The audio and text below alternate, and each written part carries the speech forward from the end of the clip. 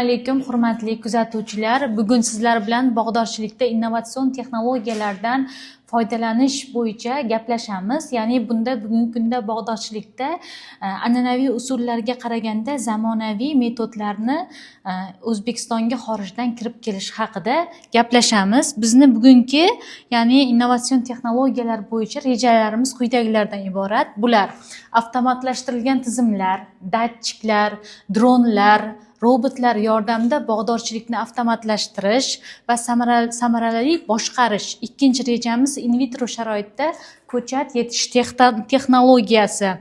Xo'p, ya'ni biz bugungi kunda bog'dorchilikda, ya'ni inson omilidan, ya'ni kam foydalangan holatda, ya'ni robotlar, dronlardan foydalanish hozirgi kunda keng qamrovli ishlar olib borilmoqda. Bunda asosiy maqsad nima? Ya'ni har bir ishda bo'lgani kabi bog'dorchilik sohasida ham, ya'ni qo'l mehnati, inson omilini kamaytirgan holatda, ya'ni robotlarga va dronlarga, ya'ni biz foydalanish ishlarini olib bormoqdamiz. Buni asosiy sabablardan biri bu ham vaqtni tejaydi, ham ya'ni tepadan dronlar orqali, ya'ni bog'ning chuqur holatini biz o'rganishimiz mumkin bo'ladi.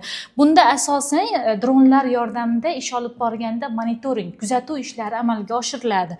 Bu yerda mana ko'rib turgandek hosil holatini kuzatish dronlar yordamida, ya'ni yuqoridan turib, ya'ni bog'ni suratga oladi va o'simliklarning rangini, o'sishini va hosil sifatini va uni kasallik yoki kasallikka chalinmagan ehtimollarini biz ko'rishimiz mumkin. Ya'ni xaritalash dronlar orqali, ya'ni bog'ni xaritasini ko'ramiz va uni joylashish ehtimollarini, ya'ni joylashish sharoitlarini ham biz ko'rib chiqish ehtimolimiz bo'ladi. Undan keyin zararkunandak yoki kasalliklar bog'larda kuzatiladigan, agar biz an'anaviy sharoit bog'imiz bo'ladigan bo'lsa, ya'ni bog'larda o'sha qator oralab yoki gektar hisobiga bog'ni kuzatamiz. U urug'li meva bo'lishi mumkin, danakli meva bo'lishi mumkin. Bularda kasallik va zararkunandalarning turlari ham, ya'ni alohida ko'rsatkichlarga ega. Buni dronlar orqali ko'rishimiz mumkin bo'ladi. Bunda, ya'ni daraxtlarda bizda purkash va oziqlantirish, dorilarni asosan an'anaviy sharoitdagi bog'lar, ya'ni kuchli o'suvchi, yarim pakana va pakana intensiv shaklda bo'ladi. Bularda oziqlantirishda asosan an'anaviy shaklda o'sgan, ya'ni kuchli o'suvchi bo'lgan bog'larimizda, ya'ni dori sepishda bir qancha muammolar tug'iladi va bularni oldini olish uchun esa dronlarga murojaat qilamiz. Dronlar yuqoridan turib, ya'ni inson qo'li yetmaydigan joyga ham, ya'ni dori sepishi yoki o'g'it berish imkoniyatiga, ya'ni ega bo'ladi. Undan tashqari bunda kartografiya va rejalashtirish, ya'ni bog'ning aniq xaritasi yaratiladi va bunda har yili bog' holat kuzatib borish va solishtirish mumkin. Sug'orish rejimlari bor, ya'ni bog'da sug'orish rejimlari ham qaysi joyda suv ko'p yoki qaysi joyga suv yetib bormayotganini ham, ya'ni dronlar orqali biz ko'rish imkoniyatiga ega bo'lamiz. Va ya'ni bunda hosil prognozi va rejalashtirish, ya'ni dronlar orqali, ya'ni yuqoridan biz bog'ni ko'rganimizda ham, ya'ni o'simliklarning o'sish surati orqali taxminiy hosil hajmini oldindan baholashimiz mumkin. Chunki ya'ni biz an'anaviy sharoitda agar dronlarga murojaat qilmaydigan bo'lsak, biz uni gulchanglarini ko'rishimiz kerak, gulchanglarning yashovchanligini o'rganishimiz kerak. Dronlar orqali esa bularda umumiy gullash massasi, ya'ni daraxtni qaysi tarafida yana soyada qolib ketyapti yoki qaysi tarafga quyoshga qaragan, mana shu taraflarni ham, ya'ni dronlar orqali biz boshqarishimiz mumkin. Agar inson omili bo'ladigan bo'lsa, biz vaqtdan yutqazamiz va kerakli bo'ladigan, ya'ni o'g'itlash yoki bu yerda o'simliklarning o'sish suratlarida bir qancha muammolarga yuzaga kelishi mumkin va o'sha muammolarni oldini olish uchun dronlar ancha yaxshi vazifani bajaradi. Yog'in sochinlar ta'sirini tahlil qilish, ya'ni dronlar yordamida biz tuproqni namligini ham, ya'ni ko'rishimiz mumkin bo'ladi. Va yana shuningdek, bu yerda dronlarni ishlatishimizda Ya'ni shunday hududlar bor, ya'ni dronlarni ishlatishimiz uchun maxsus ruxsatnomalarga ham ega bo'lishimiz kerak. Agar dronlar maxsus ruxsatnomaga agar bizda yetarlicha asos bo'lmaydigan bo'lsa, ya'ni biz bog'dorchilikda biz dronlardan foydalana olmaymiz. Shuning uchun ya'ni fermer xo'jaliklari, tomorqa yer egalari, dehqon xo'jaliklari ya'ni bundan ruxsatnoma olish kerak. Ruxsatnoma olgandan keyin ya'ni katta miqdordagi fermer xo'jaliklari dronlardan bemalol foydalana olishi mumkin bo'ladi. Dronlar insonni ishini avtomatlashtirib, vaqt va mehnat tejalishiga olib keladi. Ayniqsa katta bog'larda bir necha kunlik ishni dronlar bir necha soatda bajaradi. Haqiqatdan ham inson ta'sirida, ya'ni bog'larda kun kerak bo'ladi. Haqiqatda uni o'sishini, sug'orish rejimini, o'g'itlashni, shakl berish ishlarini biz kuzatishimiz uchun, ya'ni qilishimiz uchun 2-3 kun vaqt kerak bo'lsa, ya'ni bular bir necha soatda dronlar orqali bajarish, ya'ni osonroq kechadi.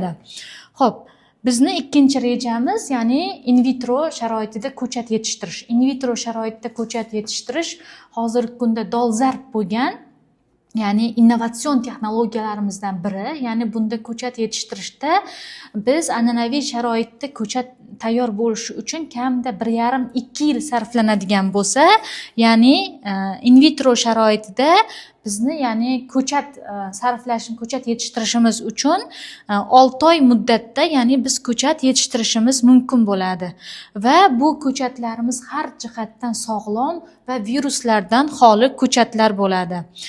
Buni bosqichlari bor. Endi ko'paytirish bosqichlarimiz instatsiya. Mana ko'rib turganingizdek, daladan kurtak olib keldik. Kurtakdan hosil qiluvchi, ya'ni to'qimalarni oldik va hosil qiluvchi apikal meristemasini olib, maxsus oziqa muhitda o'sish jarayonini ko'rishimiz mumkin. Bu kulturaga kiritish bosqichi deyiladi. Undan keyin shu o'simliklarimizni maxsus oziqa muhiti, ya'ni o'sha oziqa muhitlarida biz ko'paytirishimiz mumkin bo'ladi. Har bir ishda bo'lgani kabi laboratoriya sharoitida ham ochiq dalada ko'paytirgandek, ya'ni bizda yo'qotishlar bo'ladi. Yo'qotishlar 10-15% tashkil qiladi. Bunda asosan ya'ni noto'g'ri ekish jarayonida biz ya'ni zamburug'li kasalliklarni keltirishimiz mumkin. Bu yerda ya'ni ko'paytirish bosqichi ochiq dala sharoitida, ya'ni bahorda yoki kech kuzda bo'ladigan bo'lsa, laboratoriya sharoitida, ya'ni yil 12 oy davomida biz o'simliklarni ko'paytirishimiz mumkin bo'ladi. Bu ko'paytirgan o'simliklarni endi bizning texnologiyamiz in vitro bo'lgandan keyin o'zi in vitro nima degan savol tug'ilishi mumkin. In vitro lotincha so'zdan olingan bo'lib, shisha ichida degan ma'noni bildiradi. Bu termin 1984-yil dastlab fanga kiritildi. Xo'p, in vitroda ko'paytirildik. Mana ko'paytirganimdan keyin mana rasmlarga qarasangiz, bu yerda uzum o'simligi, ya'ni tok o'simligi. Bu tok o'simligini kichkina meristemadan o'sganda mana holatni ko'ryapsiz. Meristema sekin o'sish bosqichlaridan kelib, mana chuqur ildiz otish bosqichigacha yetib keldi. Ya'ni bu kichkinagina klon o'simliklar deyiladi.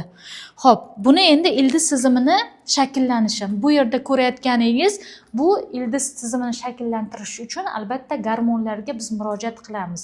Bu gormonlar ya'ni auksinlar, indol 3 moy kislotasi, naftalin asetat kislotasining ya'ni tokki navlariga qarab, masalan, Husayni bo'lishi mumkin, rizamat bo'lishi mumkin. Bularga maqbul konsentratsiyada, ya'ni biz gormon qo'shib orqali mana shu darajaga yetib kelamiz va ildiz ottirib olamiz.